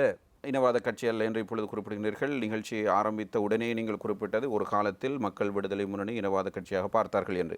அதே சந்தர்ப்பத்தில் சிறுபான்மை மக்களாலும் அவ்வாறு பார்க்கப்பட்ட சந்தர்ப்பங்கள் இருக்கின்றன. ஒன்று, வடக்கு கிழக்கு பிரிப்பு சம்பந்தமான விடயத்தில் மக்கள் விடுதலை முன்னின்று செயற்பட்டது. ஏன் அவ்வாறு செயற்பட்டது? முதல் கேள்வி. அடுத்தது, சந்திரிகா பண்டாரநாயக் குமாரதுங்கனுடைய காலத்தில் சுனாமி நிவாரண கட்டமைப்பு என்ற ஒரு திட்டம் முன்வைக்கப்பட்டது. இதனையும் மக்கள் விடுதலை முன்னணி கடுமையாக எதிர்த்தது. அதன் ஊடாகத்தான் மக்கள் மத்தியிலும் இந்த ஒரு இனவாத தூண்டல் ஆரம்பமான சூழ்நிலையாக அது பார்க்கப்பட்டது. எதிர்வரும் காலங்களிலும் இவ்வாறு தான் செயற்படுவோம் மக்கள் விடுதலை முன்னணி. இல்லை, ஒன்று நாங்கள் வடக்கு கிழக்கு பிரிப்பு சம்பந்தமாக பேசப்படுகின்ற பொழுது உங்கள் எல்லோருக்கும் நன்றாக தெரியும், 1987 ஆண்டு இந்த நாட்டில் இலங்கை இந்திய உடன்படிக்கை செய்து கொள்ளப்பட்டது. அந்த உடன்படிக்கையின் கீழேயே இந்த நாட்டின் வடகிழக்கு இணைக்கப்பட்டது. அது மாத்திரமல்ல, அந்த உடன்படிக்கை என்பது இந்தியாவால் எம்மீது திணிக்கப்பட்ட ஒன்றே தவிர இந்த நாட்டின் மக்களது பிரச்சனைகளையோ அல்லது இந்த நாட்டின் மக்களின் கருத்துக்களை உள்வாங்கி கொண்டது அல்ல. அது மாத்திரமல்ல, அன்று அந்த இலங்கை இந்திய ஒப்பந்தத்திற்கு இந்த நாட்டில் இருக்கின்ற அனைவராலும் எதிர்க்கப்பட்டவும் கூட ஒன்று. அப்போ அதன் கீழ் இணைக்கப்பட்ட வடகிழக்கு மாகாணத்தை அன்றைய ஆட்சியாளர்கள் குறிப்பிட்டார்கள். ஒரு வருடத்துக்கு பிறகு சர்வஜன வாக்கெடுப்பு நடாத்தப்பட்டு அதன் பிறகு இந்த வடகிழக்கு மாகாணத்தை பிரிப்பதா அல்லது ஒன்றாக இருப்பதா என்பதை தீர்மானிக்கப்படும் என்று குறிப்பிட்டார்கள். ஆனாலும் கூட எங்களுக்கு தெரியும், அதாவது பல தசாப்தங்களாகவே தொடர்ச்சியாக இருந்தது. அவ்வாறான ஒரு நிலைமையில் நாங்கள் கண்ட ஒன்றுதான் இருக்கின்றது. இந்த நாட்டின் தமிழர்கள் என்பது வடகிழக்கு மாகாணத்தில் மாத்திரமல்ல, நாடு முழுவதும் பறந்து வாழ்கின்றார்கள். இந்த நாட்டில் வடகிழக்கை தவிர்ந்த ஏனைய பிரதேசங்களில் மாத்திரம் 153% தமிழ் மக்கள் வாழ்கின்றார்கள். அவ்வாறான ஒரு சூழலில் இந்த நாட்டின் இன அடிப்படையில் தமிழர்களுக்கென்று, சிங்களவர்களுக்கென்று, முஸ்லிம்களுக்கென்று தனித்தனியாக பிரிப்பதன் ஊடாக அது இனவாதத்துக்கு சாதகமாக அமையுமே தவிர, இன ஒற்றுமைக்கு கேடு விளைவிக்குமே தவிர, தேசிய ஒற்றுமைக்கு பாதகமானதை தவிர வேறு எதுவும் அல்ல. இதன் அடிப்படையிலேயே மக்கள் விடுதலை முன்னணி வடகிழக்கு பிரிப்பை ஏற்படுத்துவதற்கு, அதற்கான வழக்கு தாக்கல் செய்வதற்கு காரணமாக இருந்தது. அது ஒரு பொழுதும் நாங்கள் நினைக்கின்றோம் இந்த நாட்டின், அதாவது தமிழர்களுக்கு எதிரான ஒன்று அல்ல என்றே நாங்கள் கருத்து கொண்டோம். ஏனென்றால் தமிழர்கள் என்பவர்கள் நாடு முழுவதும் வாழுகின்ற பொழுது அவர்கள் இந்த நாடு முழுவதும் முழு நாட்டுக்கும் சொந்தக்காரர்கள். இந்த நாட்டில் எங்கும் எப்படியும் வாழக்கூடிய ஒரு சூழல் ஏற்படுத்தப்பட வேண்டும். முஸ்லிம்களும் அவ்வாறே. அதே போன்று அவ்வாறான ஒரு நிலைப்பாட்டில் இருந்து கொண்டு தான் மக்கள் விடுதலை முன்னணியால் எங்களால் வடகிழக்கு பிரிப்பை நாங்கள் ஏற்படுத்துவதற்கான காரணமாக இருந்தது. ஒன்று.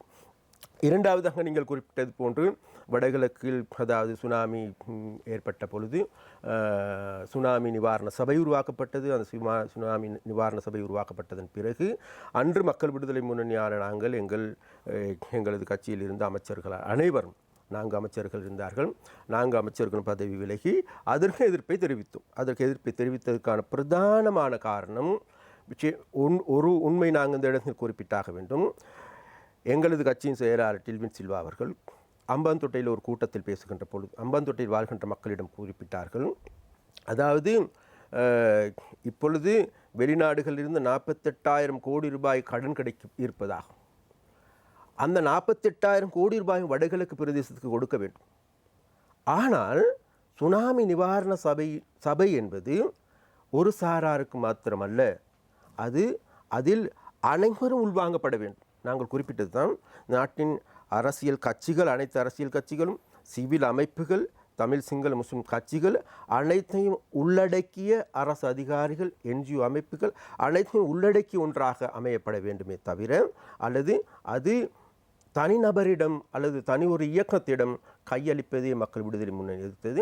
அதன் அடிப்படையிலேயே நிவாரண சபையை எதிர்ப்பதற்கும் தோற்கடிப்பதற்குமான காரணமாக இருக்குது.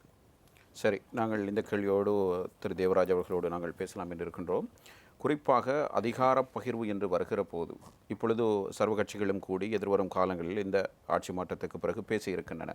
அதிலும் குறிப்பாக வடக்கை பிரித்துப்படுத்துகின்ற தமிழ் கட்சிகள் அனைத்தும் வடக்கு கிழக்கு இணைப்பு குறித்து இன்னமும் பேசுகிறது. வடக்கு கிழக்கு இணைப்பில்லாமல் அதிகார பகிர்வது என்பது சாத்தியமில்லை. இந்த சூழ்நிலையில் எதிர்வரும் காலங்களில் அவ்வாறதொரு திட்டம் முன்னெடுக்கப்பட்டால் பாராளுமன்றத்தில் உங்களுடைய கட்சி அதனை எதிர்க்குமா, ஆதரிக்குமா? நாங்கள் மிக தெளிவாக கூறுகின்றோம். அதாவது இல்லை, வடக்கு கிழக்கு இணைப்பை பற்றி நான் கேட்கிறேன். இல்லை, வடகிழக்கு இணைப்பு என்பது இன்று வடகிழக்கு மாகாணத்தில் இருக்கின்ற மக்களது மனநிலை எவ்வாறு இருக்கின்றது, கிழக்கு மாகாணத்தில் இருக்கின்ற முஸ்லிம்கள் எவ்வாறான நிலைப்பாட்டை கொண்டிருக்கின்றார்கள், அவ்வாறான ஒரு நிலைமையில் இருந்து கொண்டது இந்த வடகிழக்கு இணைப்பை மீண்டும் நாங்கள் சரி ஒரு சர்வஜன வாக்கெடுப்புக்கு சென்று மீண்டும் இணைப்போம் என்ற ஒரு தீர்வு அவ்வாறு, அதாவது நாங்கள் கூறுகின்றோம், அதாவது வடகிழக்கு இணைப்பு சம்பந்தமாக அல்லது ஒரு தனிநாடு அமைப்பதாக கூட, அதாவது முதலில் இந்த நாட்டில் வாழுகின்ற மக்களுக்கு பூரணமான ஜனநாயகம், பூரணமான கருத்து சுதந்திரம் இவைகள் முற்றுமுழுதாக பெற்றுக் கொடுக்கப்பட்டு அந்த பிரதேசங்களில் அனைத்து அரசியல் கட்சிகளுடைய கருத்துக்களை உள்வாங்கப்பட்டு அவ்வாறான ஒரு நிலைமையில் அவ்வாறான ஒரு பிரிவினை கோரப்படுமாக இருந்தால் அவ்வாறான பிரிவினைக்கான அல்லது வடைகளுக்கு இணைப்புக்கான ஒரு வாக்கெடுப்பு நடத்தப்படுமா இருந்தால் அந்த வாக்கெடுப்பில் இந்த நாட்டில் இருக்கின்ற பெரும்பான்மையான மக்கள் அங்கீகரிப்பார்கள் என்றால் அது மக்களுடைய விருப்பம். அதற்கு செவிசாய்ப்பதற்கு நாங்கள் தயார். ஆனாலும் கூட நாங்கள் கூறுகின்றது என்னவென்றால், இந்த நாடு என்பது இந்த நாட்டில் இருக்கின்ற அதாவது தமிழ், சிங்கள, முஸ்லீம் மக்கள் எடுத்துக்கொண்டாலும் கூட இந்த நாட்டில் எங்களுக்கு நன்றாக தெரியும். நாங்கள் நினைத்து கொண்டிருக்கின்றோம் இந்த நாட்டில் தமிழ் மக்களுக்கு மாத்திரம்தான் பிரச்சனை இருக்கின்றதா? இல்லை, தமிழ் மக்களுக்கு மாத்திரமல்ல, இந்த நாட்டில் சிங்கள மக்கள் எடுத்துக்கொண்டாலும் கூட இந்த நாட்டில் பெரும்பான்மையாக வாழ்கின்ற சிங்கள மக்கள் மத்தியில் இன்று கூடுதலான வறுமைக்குள்ளாக்கப்பட்ட பிரதேசங்கள் என்று தேடி பார்க்கின்ற பொழுது சிங்கள பிரதேசங்களே இருக்கின்றது. சீம்பலாண்டு பிரதேசம் கல்வியில் மிக பின்தள்ளப்பட்ட பிரதேசம் எங்கு தேடி பார்க்கின்ற பொழுது லக்கல மாத்தளையில் இருக்கின்ற கல்வி வலையமே இன்று பின்தங்கிய நிலைமை இருக்கின்றது. இந்த நாட்டில் விபச்சார தொழில் கூடுதலாக எங்கு நடக்கின்றது என்று தேடி பார்க்கின்ற பொழுது அனுராதபுரம் மாவட்டமே முதலாவது இடமாக இருக்கின்றது. அவ்வாறு நாங்கள் தேடிப்பாக மறுபுறத்தில் இந்த நாட்டில் போதை வஸ்து, குடுக்காரர்கள், கசிப்பு, கஞ்சா போன்றவர்களால் பீடிக்கப்படுகின்றவர்கள் பெரும்பான்மை யார் என்று தேடி பார்க்கின்ற பொழுது சிங்களவர்களாக இருக்கின்றார்கள். அப்போ அதன் அடிப்படையில் நாங்கள் கூறுகின்றோம், கடந்த 67 வருடங்களாக இந்த நாட்டை ஆட்சி செய்த ஒவ்வொரு ஆட்சியாளர்களும் தாங்களது இருப்பை தக்க வைத்துக் கொள்வதற்காக இனவாதத்தை பயன்படுத்தினார்கள். அந்த இனவாத அடிப்படையில் மக்களை பிரிப்பதற்கு ஏதுவான நடவடிக்கைகள் எடுத்தார்கள். இனவாதத்தின் ஊடாக இந்த நாட்டின் மக்களை பிரித்து துண்டாடி சிதைப்பதற்கு ஏதுவான நடவடிக்கை எடுக்கப்பட்டு இருக்கின்றது. அந்த நடவடிக்கையை தொடர்கின்றது. இவ்வாறான தொடர்ச்சியான இந்த ஆட்சியாளர்களால் நாங்கள் கூறுகின்றோம், இந்த அமைப்பால், இந்த முதலாளித்த அமைப்பால் இந்த நாட்டில் எந்த ஒரு பிரச்சனையும் தீர்க்க முடியாது. அது வடகிழக்கு இணைப்பினூடாக வடகிழக்கு மக்களுக்கு சுதந்திரம் கிடைக்குமாக இருந்தால், வடகிழக்கு மக்களுக்கு உண்மையான அதாவது அங்கே இருக்கின்ற அடிப்படை பிரச்சனைகள் அனைத்தும் தீர்க்கப்படும் என்றால், அதுதான் இந்த நாட்டின் தேசிய ஒற்றுமைக்கு இறுதியான தீர்வென்றால், அதுதான் இந்த நாட்டின் தேசிய பிரச்சனைக்கு இறுதியான தீர்வென்றால் அதற்கு 2 கரங்களையும் உயர்த்துவதற்கு நாங்கள் தயார். ஆனால் அப்படி அல்ல.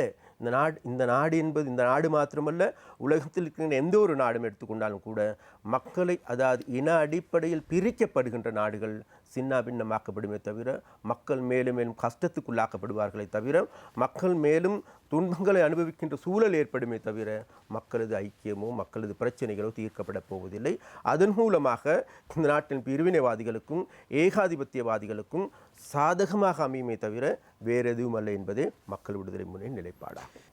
பதுளை மாவட்ட இளைஞர் தொழிலாளர் காங்கிரசின் வேட்பாளர் வி. தேவராஜ் அவர்களே, 2010 ஐக்கிய மக்கள் சுதந்திர கூட்டமைப்பு 3 லட்சத்துக்கும் மேற்பட்ட வாக்குகளை பெறுகிறது. அதே போன்று ஐக்கிய தேசிய கட்சி 2 லட்சத்துக்கும் மேற்பட்ட வாக்குகளை பெறுகிறது.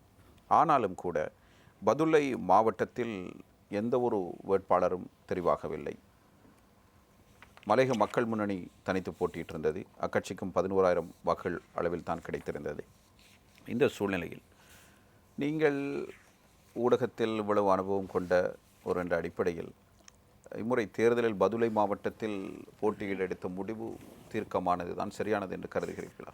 உண்மையில் நான் சரியானது என்று கருதுகிறேன். என்றால் திரு நண்பர் சந்திரசேகரன் கூறியது போல இது சரணாகதி அரசியல் இல்லை, வெற்றி அரசியல் என்பதை அவர் தெரிந்து கொள்வார். நான் இந்த முடிவு பொதுவாக மக்கள் மத்தியில் எழுத்துத்துறையில் பிரபலமானவராக இருந்தாலும் உங்களை அந்த பகுதி மக்கள் நன்றாகவே தெரியும். அதாவது நான் மக்களிலிருந்து அந்நியப்பட்டவன் அல்ல. எனக்கு மலையகத்தில் மாத்திரமல்ல, வடக்கு கிழக்கில் மாத்திரமல்ல, புலம்பெயர்ந்திருக்கிற தமிழர்களுக்கு கூட நான் அவர்களுடன் இணைந்தவன். நான் அந்நியப்பட்டவன் அல்ல. ஏனென்றால் நான் மக்களோடு மக்களாகத்தான் இருந்து எழுதியிருக்கின்றேன். அந்த எழுத்துக்கள் ஒரு சத்தியமானவை, மக்கள் மனதில் என்னை வைத்திருக்கின்றன. இன்றும் வாக்கு கேட்டு போகும் பல வேறு கட்சிகளை சேர்ந்த வேட்பாளர்களிடம் அங்குள்ள மக்கள் கூறுவது இதுதான்.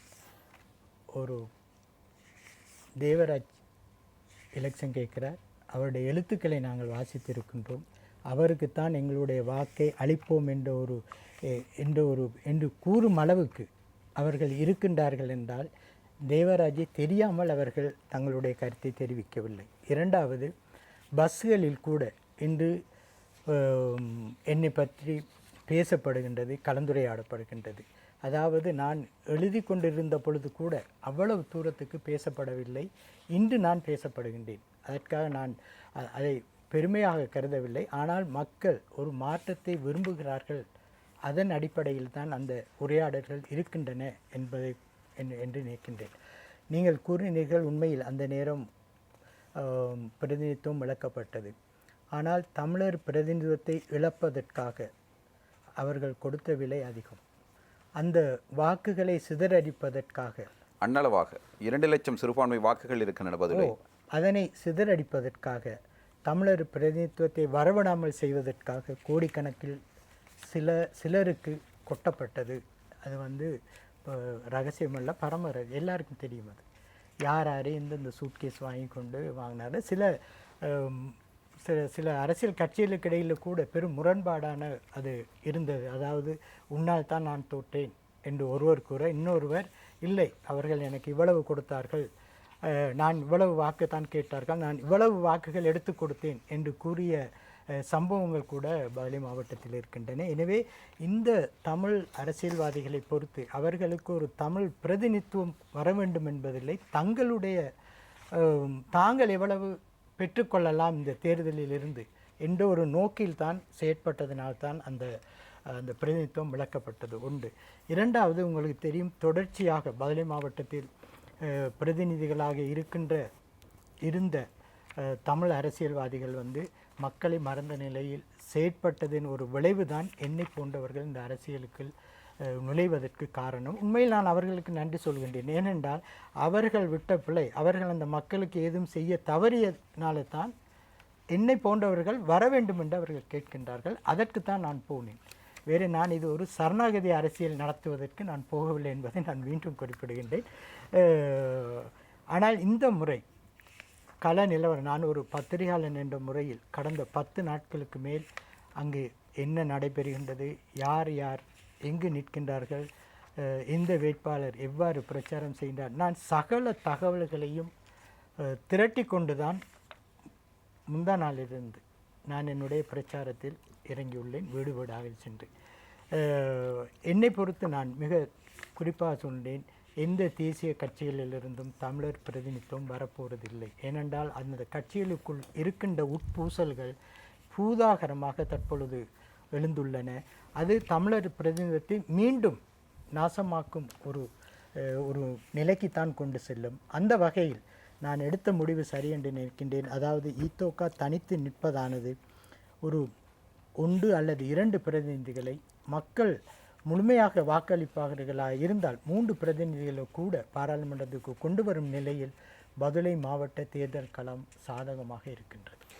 2015 ஜனாதிபதி தேர்தல் 2010 பாராளுமன்ற தேர்தல் ஜனாதிபதி தேர்தலை விட முற்றிலும் மாறுபட்டது. பதுளை மாவட்டம் பொது அணிதான் அந்த மாவட்டத்தில் வெற்றி பெற்றிருந்தது. இந்த சூழ்நிலையிலும் தேர்தல் கலவரம் தொடர்பில் வெளிவருகின்ற அறிக்கைகளை பார்க்கின்ற பொழுது ஐக்கிய தேசிய முன்னணிக்கு சாதகமாகத்தான் அந்த மாவட்டத்தின் நிலைமை காணப்படுகிறது. கடந்த முறை தேர்தலில் பாராளுமன்ற தேர்தலில் மொத்தமாக 8 உறுப்பினர்கள் தேர்ந்தெடுக்கப்பட்டார்கள். ஐக்கிய மக்கள் சுதந்திர கூட்டமைப்பில் 6, ஐக்கிய தேசிய கட்சியில் 2. ஆனால் எந்த ஒரு தமிழர் பிரதித்துவமும் கிடைக்காமல் போனவை துரதிருஷ்டவசமானது. ஆனாலும் 1,80,000 சிறுபான்மை வாக்குகளை வைத்திருக்கின்ற ஒரு மாவட்டம். இந்த சூழ்நிலையில் உங்களுடைய தெரிவு இலங்கை தொழிலாளர் காங்கிரஸாக இருக்கிறது. உங்களுடைய பிரதித்துவத்தை எவ்வாறு தக்க வைக்க முடியும் என்று நீங்கள் நம்புகிறீர்கள்? இதில் மீண்டும் உங்களை நான் திருத்திக் கொள்ளுமாறுகிறேன். என்னுடைய தெரிவல்ல, ஈத்தோகாவின் தெரிவு. இல்லை, நீங்கள் பாராளுமன்றம் வர வேண்டும் என்ற தெரிவை நான் கேட்கிறேன். அவர்களுடைய தெரிவாகத்தான் நான் இருக்கின்றேன். அதாவது மக்களுடைய கோரிக்கைக்கு செவிசாய்த்தி ஈத்தோகா என்னை நிறுத்தியுள்ளது. இல்லை, நான் என்னுடைய கேள்வி, நீங்கள் அந்த பாராளுமன்றம் வர வேண்டும் என்று நீங்கள் தீர்மானித்திருப்பீர்கள் தானே? அந்த தீர்மானத்தின் உங்களுடைய பிரதிநிதித்துவத்தை நீங்கள் எப்படி? ஆனால் அங்கு நான் நினைக்கின்றேன், நான் ஒரு 8ஆம் தேதிக்கு பிறகுதான் இந்த முடிவினை எடுத்தேன். ஒரு 13ஆம் தேதி வரைக்கும் நான் மக்கள் பலருடன் நான் இந்த அரசியல் குறித்து நான் பேசினேன். அதாவது உங்களுக்கு தெரியாது, கடந்த 2 வருடங்களாக பதுளை மாவட்டத்திலிருந்து பல இளைஞர்கள், அவருடைய வயது அநேகமாக 15, 16, 24க்குள் தான் இருக்கும், வேன் எடுத்துக்கொண்டு எங்கள் கொழும்புக்கு வீட்டுக்கு வந்து என்னுடன் அரசியல் பேசிவிட்டு போவார்கள். அவர்கள் என்னிடம் இறுதியாக விட்ட கோரிக்கை என்னவென்றால், ஒவ்வொரு முறையும் நீங்கள் அரசியலுக்கு வாருங்கள் என்பதுதான். நான் அவர்களுக்கு அதுவரை எந்தவித பதிலும் நான் கூறவில்லை. ஏனென்றால் அந்த அளவுக்கு அந்த இளைஞர்களும் மக்களும் மிக விரக்தியில் இருந்தார்கள். இந்த 13ஆம் தேதி வரை நான் பேசிய மக்கள் அனைவரும் கூறிய ஒரு வார்த்தை, நாங்கள் இந்த முறை எந்த தமிழ் வேட்பாளருக்கும் வாக்களிக்கப் போவதில்லை என்பதை மிக திட்டவட்டமாக தெரிவித்தார்கள். நான் அவர்களிடம் கேட்டினேன், அப்படி என்றால் நீங்கள் யாருக்கு வாக்களிக்கப் போகின்றீர்கள் என்று.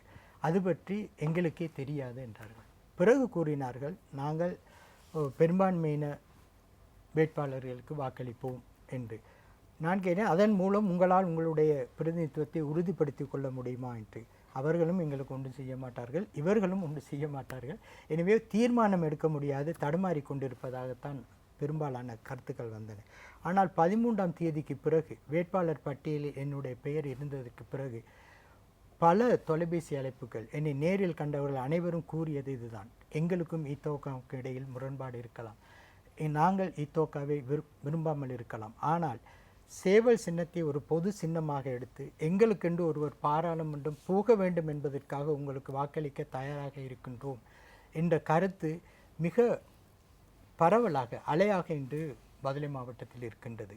பெரும்பாலானவர், அதாவது இத்தோகாவை சேர்ந்த வேட்பாளர்கள் கூட களத்துக்கு சென்ற பொழுது அவர்களிடமே கூறியிருக்கின்றார்கள், என்ன, நாங்கள் அவருக்குத்தான் வாக்களிப்போம் என்று. எனவே ஒரு கள நிலவரம் என்னை பொறுத்து என்னுடைய ஆய்வின்படி நன்றாகவே இருக்கின்றது. ஒரு நண்பர் என்னுடன் தொலைபேசியில் தொடர்பு கொண்டு கூறினார், கள நிலவரம் சரியில்லை, நீங்கள் நின்று கொள்ளுங்கள் என்று. அப்பொழுது நான் கேட்டேன், நின்று கொள்வது என்றால் மீண்டும் நின்று விடுங்கள் என்றால், அப்படி என்றால் என்ன இதிலிருந்து வித்ட்ரோ பண்ண சொல்கிறீங்களா? அரசியல் நண்பரா? இல்லை, ஒரு என்னுடன் படித்தவர், ஒரு நண்பர். நான் பிறகு சொன்னேன், வித்ட்ரோ பண்ணுறதுக்காக நான் இதிலேருந்து வரவில்லை, அந்த முடிவு எடுத்ததாண்டு. எனவே மக்கள் கள நிலவரம் உங்களுக்கு தெரியும், கருத்து கணிப்பு கள நிலவரம் எல்லாம் வெதர் மாதிரி அது அடிக்கடி மாறிக்கொண்டிருக்கும். என்னை பொறுத்து அது ஒரு சாதகமான சூழ்நிலை பதுளை மாவட்டத்தில் எனக்கு இருக்கின்றது. இத்தோகாவுக்கு இருக்கின்றதா என்பது எனக்கு தெரியாது, ஆனால் எனக்கு ஒரு சாதகமான சூழ்நிலை பரவலாக இருக்கின்றது. அதே நேரத்தில் சோதரர் ராமலிங்கம் சந்திரசேகர் அவர்களே, உங்களுடைய கட்சி பொதுவாக மக்கள் பிரச்சனை என்றால் மேடைகளை போட்டு பேசுவார்கள், மக்கள் சார்பாக ஆர்ப்பாட்டங்களை நடத்துவார்கள், மக்களுக்காக பாராளுமன்றத்தில் குரல் கொடுப்பார்கள் என்ற நம்பிக்கை எல்லோருக்கும் இருக்கிறது. அதனை பொதுவாக எல்லோரும் ஏற்றுக்கொள்கிறார்கள். ஆனால் தேர்தல் என்று வருகின்ற பொழுது மக்கள் விடுதலை முன்னணிக்கு கணிசமான வாக்குகள் கிடைப்பதில்லை. 2004ஆம் ஆண்டு பாராளுமன்ற தேர்தலில் நீங்கள் பெற்றுக்கொண்ட வெற்றியை விட பிறகு வந்த தேர்தல்கள் உங்களுடைய கட்சி பலவீனம் அடைந்திருந்தது. இன்னமும் ஒரு சிலருக்கு அச்சம் இருக்கிறது, மக்கள் விடுதலை முன்னெடுத்த ஆயுத போராட்டம் குறித்து. இந்த ஆயுத போராட்டம் பல இளைஞர்களின் உயிரை காவு கொண்டிருக்கிறது. இது குறித்து உங்களுடைய கருத்து என்ன? இது குறித்து நீங்கள் கவலைப்படுகிறீர்களா? நிச்சயமாக, அதாவது ஆயுத போராட்டம் சம்பந்தமாக நாங்கள் கவலைப்படவில்லை. அப்படியெனில் உங்களுடைய கட்சியினுடைய தலைவர் அனுரகுமார திசாநாயக்க தேர்தல் கவலை தெரிவித்திருக்கிறார். இந்த சொல்ல வந்த விடயம் என்னவென்றாலும், அதாவது அன்றைய சூழலில் ஏற்பட்ட நிலவரங்கள் அது. அதன்போது இந்த நாட்டில் ஆயுதமேந்திய போராட்டத்தை செய்ய வேண்டிய நிர்பந்தம் நிலைக்கு தள்ளப்பட்டிருந்தோம். அதன் பொழுது ஏற்பட்ட இழப்புகள் இருக்கின்றது. அதனால் அன்றைய சூழலில் நாங்கள் எடுத்த போராட்டம் அல்லது எங்களது நிலைப்பாடு சரியானது. ஆனால் நாங்கள் நம்புகின்றோம், எதிர்வரும் காலங்களில், இனி வரும் காலங்களில் அவ்வாறான ஒரு நிகழ்வு ஏற்பட போவதில்லை. அதே போன்று நீங்கள் குறிப்பிட்டது போன்று இன்று மக்களுக்கு இன்னும் கூட ஜேவிபி சம்பந்தமாக ஒரு அச்சம் நிலவுவதாக நீங்கள் குறிப்பிட்டீர்கள். உண்மை இருந்த போதிலும் கூட இப்பொழுது முழு நாட்டு மக்களுக்கு நன்றாக தெரியும், ஏனைய அரசியல் கட்சிகளை விட, அதாவது ஸ்ரீலங்கா சுதந்திர கட்சி அதே போன்று ஐக்கிய தேசிய கட்சியை விட இன்று மக்கள் விடுதலை முன்னணி சம்பந்தமாக அதே நேரத்தில் நாட்டின் ஒரு மாற்றத்தை ஏற்படுத்துவதற்காக, உண்மையான மாற்றத்தை ஏற்படுத்துவதற்காக மக்கள் விடுதலை முன்னணி தயாராகி இருக்கின்றது. மக்கள் விடுதலை முன்னணி, அதாவது ஏனைய கட்சிகள்லாம் இறங்கு முகத்தில் இருக்கின்ற பொழுது மக்கள் விடுதலை முன்னணி என்று ஏறுமுகத்தில் இருக்கின்றது. வளர்ச்சி உங்களுடைய கட்சி எத்தனை ஆசனங்களை முறை பாராளுமன்றத்தில்? அதான் இம்முறை கணிசமான வாக்குகள், கணிசமான ஆசனங்கள். அது மாத்திரமல்ல, இந்த பாராளுமன்றத்தில் நாங்கள் இத்தனை ஆசனங்களை பெற்றுக்கொள்ளும் என்று கூறுகிறார்கள். உங்களுடைய கட்சி கணிப்பு மக்கள் தீர்மானிப்பார்கள். நான் நினைக்கின்றேன் இம்முறை, அதாவது இப்பொழுது நாட்டில் தோற்றம் பெற்றிருக்கின்ற நிலைமை எடுத்துக்கொண்டால் மற்ற அனைத்து கட்சிகளையும் விட மக்கள் விடுதலை முன்னணி மீது பாரிய அபிமானங்கள் ஏற்பட்டிருக்கின்றது. அது வடக்கா, கிழக்கா, தெற்கா, மலையகமா என்றல்ல, அனைத்து பிரதேசங்களும், தமிழா, சிங்களமா, முஸ்லிமா என்றல்ல, அனைவராலும் இன்று மக்கள் விடுதலை முன்னணியை முன்னிலைப்படுத்தியிருக்கின்றார்கள்.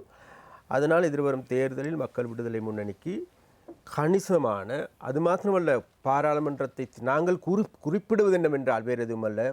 அதாவது உங்களுக்கு தெரியும், எதிர்வரும் பாராளுமன்ற தேர்தலில் இன்று மக்களால் பேசப்படுகின்றது, யாருக்கும் பெரும்பான்மை கிடைக்கப் போவதில்லை. சரி, அவ்வாறு பெரும்பான்மை கிடைக்கவில்லை என்றால் மக்கள் விடுதலை முன்னணிக்கு ஒரு 12 ஆசனங்கள் 13 ஆசனங்கள் கிடைக்கிறதாக வைத்துக் கொள்வோமே. அவ்வாறு இருக்கின்ற பட்சத்தில் ஆட்சி அமைப்பதற்கு ஒரு கட்சிக்கு ஆசனங்கள் தேவைப்பட்டால், உங்களுடைய ஆதரவு தேவைப்பட்டால் வழங்குவதற்கு ஜேவிபி தயாராக இல்லை. அதான் அதை நான் குறிப்பிடுவேன். நாங்கள் அப்படி நினைத்து கொண்டிருக்கின்ற போது, ஆனால் ஒரு உண்மை இருக்கின்றது இன்று எங்களுக்கு நன்றாக தெரியும். எதிர்வரும் தேர்தலில் ரணில் விக்ரமசிங்கே அவர்கள் பெரும்பான்மையான ஆசனங்களை பெறுகின்ற போது நிச்சயமாக இன்று ஸ்ரீலங்கா சுதந்திர கட்சியில் இருக்கின்ற அல்லது இன்று தனித்துவமாக பேசுகின்ற அனைவரும் கட்சி மாறி பச்சோந்தித்தனமான அரசியல் ஈடுபடுவதற்கு தயாராகி இருக்கின்றார்கள் இப்பொழுதே கூட. ஆக மக்கள் விடுதலை முன்னணி தயார், அதனால் மக்கள் விடுதலை முன்னணி தயாரில்லை. அதனால் அவர்கள் வராவிட்டால் இன்று தனித்தனியாக பேசுகின்ற நபர்களும் கூட நாளை பாராளுமன்றம் அமைக்கப்பட்டதன் பிறகு ஒன்று ரணில் விக்ரமசிங்காவிடம் சென்று சரணடைவதற்கோ அல்லது மஹிந்த ராஜபக்சவிடம் சென்று சரணடைகின்ற போக்கே காணப்படுகின்றது. அதனால் நாங்கள் மக்கள் விடுதலை முன்னணி நாங்கள் கூறுகின்றோம், எதிர்வரும் 18ஆம் தேதிக்கு பிறகும் இதே சாக்கடை அரசியலை உருவாக்கப் போகின்றது. அதனால் தான் நாங்கள் குறிப்பிடுகின்றோம், அந்த சாக்கடை அரசியலில் இருந்து இந்த நாட்டு மக்களது குரலாக ஒலிக்க வேண்டும் என்றால் மக்கள் விடுதலை முன்னணியை பலப்படுத்துங்கள். மக்கள் விடுதலை முன்னணி ஒரு தீர்மானகரமான சக்தியாக மாற்றுங்கள். நாங்கள் நம்புகின்றோம், நிச்சயமாக எதிர்வரும் தேர்தலில் அவ்வாறான ஒரு சக்தியை இந்த நாட்டு வாழ்கின்ற மக்கள் எங்களுக்கு பெற்றுக் கொடுப்பார்கள் என்று திடமான நம்பிக்கை இருக்கின்றது. அதனால் இன்று வடக்கு கிழக்கு தெற்கு மேற்கு என்றல்ல, அதே போன்று இன்று விசேடமாக மலையக மக்களை எடுத்துக்கொண்டாலும் சரி, மலையக மக்களுக்கு நாங்கள் என்ன செய்தோம் என்று எல்லாரும் குறிப்பிடுகிறார்கள். ஆனால் ஒரு விடயத்தை மாத்திரம் குறிப்பிட்டு விட்டு நான் நிறுத்தலாம் என்று நினைக்கின்றேன். உங்களுக்கு தெரியும், நிறுத்த வேண்டிய நேரம் நீங்கள் பாராளுமன்றத்தில் இருக்கின்ற பொழுது, அதாவது இந்த நாட்டில் நாடற்ற ஒரு பிரச்சனை இருந்தது, பிரஜாவுரிமை பிரச்சனை இருந்தது. 2007ஆம் ஆண்டு நானும் எங்களது பாராளுமன்ற உறுப்பினர் பிமல் ரத்நாயக் அவர்கள் இந்தியாவுக்கு சென்றோம். இந்தியாவுக்கு சென்றதன் பிறகு அகதிகளை சந்தித்தோம். அகதிகளை சந்தித்ததன் பிறகு அவர்கள் என்ன குறிப்பிட்டார்கள் என்றால், ஐயா, இங்கு நாங்கள் வரும் 28,500 பேர் வாழ்கின்றார்கள், பிரஜா உரிமை இல்லாதிருக்கின்றார்கள், குறிப்பாக மலையக மக்கள். எங்களுக்கு வேறு எதுவும் தெரியல, எங்களுக்கு பிரஜா உரிமையை பெற்றுக் கொடுப்பதற்கு ஏதுவான நடவடிக்கைகள் எடுங்கள் என்று குறிப்பிட்டார்கள். அதே அவர்கள் இன்னும் ஒரு வார்த்தையும் குறிப்பிட்டார், இன்று இருக்கின்ற அனைத்து அரசியல்வாதிகள் அனைவராலும் இன்று அவர்களது சடங்கு வீடும் கூட, திருமண வீடுகளும் கூட, அல்லது அவர்களது சொந்த பந்தங்களை பார்ப்பதும் கூட இந்தியாவுக்கு அடிக்கடி சென்று வருகின்றார். அவ்வாறு சென்று வருகின்ற பொழுது எங்களை ஏறெடுத்தும் பார்க்கவில்லை ஐயா என்று குறிப்பிட்டார். நாங்கள் உங்களுக்கு தெரியும் என்று நினைக்கின்றேன், அதாவது பாராளுமன்றத்தில் பிறகு இதற்கான விசேட ஒரு குழு ஒன்று அமைத்து அந்த குழுவின் ஊடாக சட்டம், அதாவது இதனால் 83ஆம் ஆண்டு இருந்த சட்ட மூலத்திலும் 88ஆம் ஆண்டு இருந்த சட்ட மூலத்தின் திருத்தங்கள் செய்து 2 சட்டங்களுக்கு மாற்றியமைத்து இந்த நாட்டில் வாழுகின்ற அனைத்து மக்களும் இலங்கை பிரஜைகள் என்ற ஒரு கோட்பாட்டை அல்லது பிரஜா உரிமை பெற்றுக் கொடுப்பதில் முன்னிலையாக இருந்து செயல்பட்டவர்கள் வேறு யாருமே மக்கள் விடுதலை முன்னணி இறுதியாகும். அதனால் நாங்கள் எங்களுக்கு ஆட்சி அதிகாரம் இல்லாது இவ்வாறு செய்தோம். ஆனால் இந்த நாட்டில் 67 வருடங்களாக இந்த நாட்டில் ஆட்சியாளர்களோடு சரணமடைந்திருக்கின்ற, அதே போன்று மலையக கட்சிகள் எடுத்துக்கொண்டாலும் சரி, மலையக தொழிற்சங்கங்கள் எடுத்துக்கொண்டாலும் சரி, இப்போ இவர்களால், அதாவது நான் குறிப்பிடுவது போன்று இந்த நாட்டின் மக்கள் மலையகத்தில் வாழ்கின்ற மக்கள் வறுமையில் வாடுகின்றார்கள், பிரச்சனை எதிர்கொண்டிருக்கின்றார்கள். இந்த பிரச்சனை எங்களை தீர்த்தீர்களா பேசுகின்றார்கள் என்று கேட்பது போன்று இதனால் வரைக்கும் இந்த அரசாங்கங்களோடு சரணமடைந்திருந்தவர்கள், அரசாங்கத்தின் அங்கத்தவர்களாக இருந்தவர்கள், அமைச்சர்களாக இருந்தவர்கள், இவர்கள் என்ன செய்தார்? இந்த நாட்டு மக்களை, விசேடமாக மலையக மக்களை சாக்கடை தள்ளியிருக்கின்றார்கள். அதனால் மலையக மக்களிடம் நாங்கள் மிக மிக வினயமாக கேட்டுக்கொள்கின்றோம், இதோ உங்களதான குரல் வேறு யாருமல்ல, மக்கள் விடுதலை முன்னணியாகும். அந்த குரல் இந்த தேர்தல் களத்தில் இருக்கின்றது. அதனால் எதிர்வரும் தேர்தலில் உங்களது பொன்னான வாக்குகளை, பெருமதியான வாக்குகளை மனுசினத்துக்கு தாருங்கள் என்று மிக மிக வினயமாக கேட்டுக்கொள்கிறோம். சரி, நன்றி. மக்கள் விடுதலை முன்னணியுடைய முன்னாள் பாராளுமன்ற உறுப்பினரும் யாழ் மாவட்டத்தின் வேட்பாளருமான ராமலிங்கம் சந்திரசேகர் அவர்களே, அதே நேரத்தில் வீரகேசரி பத்திரிகையின் முன்னாள் பொறுப்பாசிரியரும் தற்போதைய பதுளை மாவட்ட வேட்பாளருமான வி தேவராஜ் அவர்களே, உங்கள் இருவருக்கும் நன்றி நாங்கள் தெரிவித்துக் கொண்டு நிகழ்ச்சியை நிறைவு செய்வதற்கு தயாராக இருக்கிறோம். நன்றி, வணக்கம். மற்றும் ஒரு நிகழ்ச்சியில் மீண்டும் சந்திப்போம்.